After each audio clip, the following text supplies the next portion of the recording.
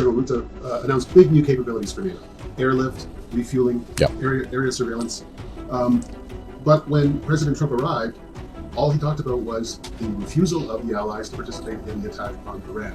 Is there a mismatch between alliance leaders who want to talk about what NATO can do and a president who's fixated on what NATO won't do? The alliance is a defensive alliance. It's not an offensive alliance. The President of the United States had a desire for more offensive support with respect to the Iran conflict, and it wasn't a direct ask of Canada. We didn't have the capabilities. We're not relevant from a base perspective in that theater, and that's between him and specific NATO allies. Right and early. We got the early slot this morning. Well, first off, before we kind of record, let me thank you all for coming. I know it's an imposition, but it's important. The overall backdrop. Let me just say a couple words. Overall backdrop, then we'll take questions. And I just said something to the effect just as I was walking in. Big picture. The threats are changing rapidly. The threats that face Canada, the threats that face the alliance, evolution of the technical threats, if I can put it that way, from hypersonic missiles to autonomous warfare, hybrid warfare, the adversaries, Russia as a direct adversary. So that evolution is there. There's a process of shifting burdens. We've known about that, shifting burdens towards within the alliance, away from the United States. United States still in the alliance without question, but shifting towards Europe and Canada, and those burdens being picked up. And the capacities are being built, and you've seen recent announcements. There's more announcements today from Canada in terms of our procurement, building capacity across maritime capacity with the sub announcement, light vehicles, munitions, the aircraft announcement, which we've now seen endorsed by NATO with the Global Eye, and that puts us in a position. Last point, and then we'll go to questions. The way we see things is a NATO that is moving towards burden shifting. More regional integration within a NATO umbrella. And so, par rapport le Canada, et c'est l'Arctique, c'est la responsabilité de l'Amérique du Nord, et puis en effet une crescent de l'Arctique juste du mer du Baltique. OK.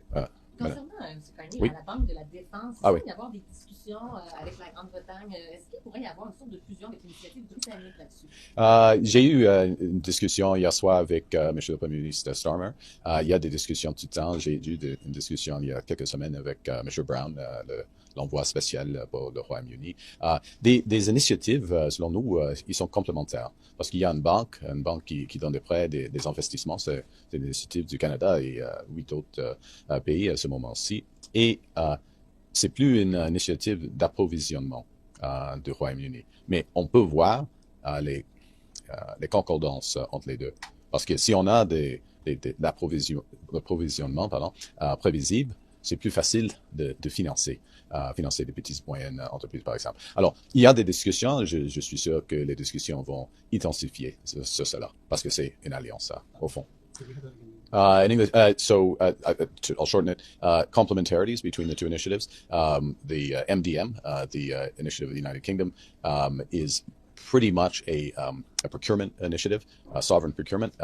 There's an obvious complementarity between that and a bank, which is what the DSRB is. If you have more predictable procurement, it's easier to finance against it. I mentioned that I spoke with Prime Minister Starmer about it last night. There's been discussions amongst our officials. I'm sure those will pick up. It's an alliance after all, and we're all looking for the best ways to move forward as these capacities build up. The Secretary General said coming into this meeting that he would like to see from alliance members a clear and credible plan towards 5%. So we present a comprehensive plan to NATO.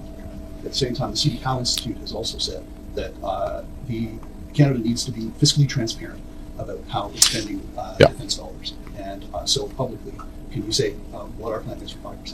Well, the first thing is, and this is what the public needs to know, is that the commitment at NATO is 5% 2035. So it's 9 years from now. First point. Second point, in a world where threats are evolving rapidly and burdens are shifting, what is also was agreed at the Hague Summit is that those objectives, those percentages, will be reviewed in 2030. Okay, so those two things are part of the overall environment. That's sensible, and Canadians expect us to be sensible. We have a need to increase our defense spending, increase our resilience spending to protect Canadians first and foremost, and to support our allies. And we have some catch-up to do, without question. I came into government, we were spending 1.4% of GDP on defense, direct defense expenditure. We got that to 2% in the first time since the fall of the Berlin Wall. That's going to scale up to 2.5% over the fiscal framework over the course of the next 4 years. And in addition, we're spending 1.5% of GDP around resilience. So by the NATO definition, before the end of this decade, we are spending 4%. I'll remind the 5% is out there. What's important, what people care about is, I mean, yes, the bond market cares about and being responsible with taxpayer dollars, that's fundamental. But what matters is those capacities. What are we actually spending the money on? The first thing we spent money on was paying the women and men in the Canadian Armed Forces properly, payments that match the weight of their responsibilities. In terms of fiscal transparency, I'm conscious of other questions, and we can go into this in more detail. I'm perfectly happy to. We have provision, for example, for the submarines. Already provisioned for that within that fiscal track. So the decision that was announced yesterday, contract still to be negotiated, but the decision was out 2 days ago, apologize. That will not have an impact on the budget because the money has already been set aside for that. We will lay out in the budget an update with the decisions we're taking, where the fiscal track is, where the defense spending is, how we're spending the 1.5% on defense-related expenditures, resilience expenditures, and that's the right time to do it. On burden Yeah, shifting, sure. Yesterday, Secretary General Rutte announced big new capabilities for NATO: airlift, refueling, Yeah. area surveillance. But when President Trump arrived, all he talked about was the refusal of the allies to participate in the attack on Iran. Is there a mismatch between alliance leaders who want to talk about what NATO can do and a president who's fixated on what NATO won't do? The alliance is a defensive alliance. It's not an offensive alliance. And in a world of evolving threats, it's important that we, as your question suggests, that we put ourselves in a position where we can defend our citizens. And that defense, that robust defense, has to be highly, highly credible to deter attacks and prevent the type of suffering we're seeing in Ukraine. Is there more to do in order to be in that position? Without question. And what Canada looks to in these meetings and all related meetings and interactions is to identify where those gaps are and help to close them and to do so in a transparent way. And that's a process. That's an iterative process. Yes, the President of the United States had a desire for more offensive support with respect to the Iran conflict, and it wasn't a direct ask of Canada. We didn't have the capabilities. We're not relevant from a base perspective in that theater, and that's between him and specific NATO allies. On the submarines, yeah. You've said that the economic benefits were a major part of the decision-making process. What was it that clinched it for the winning preferred bidder? Yeah. And is there a consolation prize for the prospective loser? They want to sell all kinds of things, land vehicles, etc. Well, the first thing is that the process was run by the Defense Investment Agency. So there's a series of criteria that are there. Obviously, cost is a component of it. Both bidders, as you know, I think, had met the operational thresholds of the Royal Canadian Navy. So both were, seaworthy from their perspective or would perform the job. There's a set of related issues, though, such as sustainment. So how do we make sure that these subs are available for decades? Where does that sustainment take place? How is that expertise transferred from the bidders to Canadians and Canadian businesses so that Canada is doing the sustainment? There's associated industrial and technical benefits that came with both of the bids, which were evaluated. So it was a series of criteria and matched or assessed on a pairs basis. If you were allocating a score of 10, who do you give it? The 7-2 and the 3-2. That's effectively the process that the DIA takes. To the second part of your question.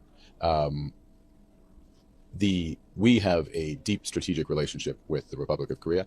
I had a very productive conversation with President Lee on the weekend to inform him of the decision. Obviously, he was disappointed, but the conversation immediately pivoted at his initiative to a series of issues around AI and technology risks and how we can continue and deepen our cooperation there. We picked up on that conversation. We had a long bilateral here yesterday. That's not a consolation prize. That is allies working together strategically on important issues. There's just a host of other issues where we're going to work with Korea and build out and continue to do so. Is Tom Pitfield's appointment to the Senate a reward for helping you win? Absolutely not. Tom Pitfield is an entrepreneur. He's a philanthropist. He's got deep technological knowledge about technology, and particularly with respect to the last aspect, it's we look at the Senate as a whole and what the competencies are, and obviously familiarity with government, familiar with legislative processes, other things are helpful, but we want some core competencies in there as well, and where the Senate is more deficient and there's people who are willing to serve, I'm very pleased that they are. Could you explain the mechanism You for called Ron irresponsible just moments ago. It is irresponsible. They were. Sorry, I'll let you finish your question. Sorry. Yeah. What do you make of the U.S. strikes yesterday, and do you think the peace deal is threatened? Well, en français. Ok, merci. Ok, c'est une situation avec. On commence en français. C'est une situation avec une cessez-le-feu. Okay, il y a une cessez-le-feu. C'est pas parfait, mais ça existe. Et le cessez-le-feu a été renforcé par le président des États-Unis pendant le funéral de l'ancien chef de l'Iran pour 6 jours. Et pendant cette période de deuil, où l'Iran est en deuil, l'Iran a attaqué le Qatar et l'Arabie saoudite plusieurs fois. Ça, c'est irresponsable. C'est pas correct du tout, mais ça c'est irresponsable. Alors, il y avait une réponse des États-Unis et c'est pas joli, mais c'est correct. Hein. Alors, oui, la situation est fragile.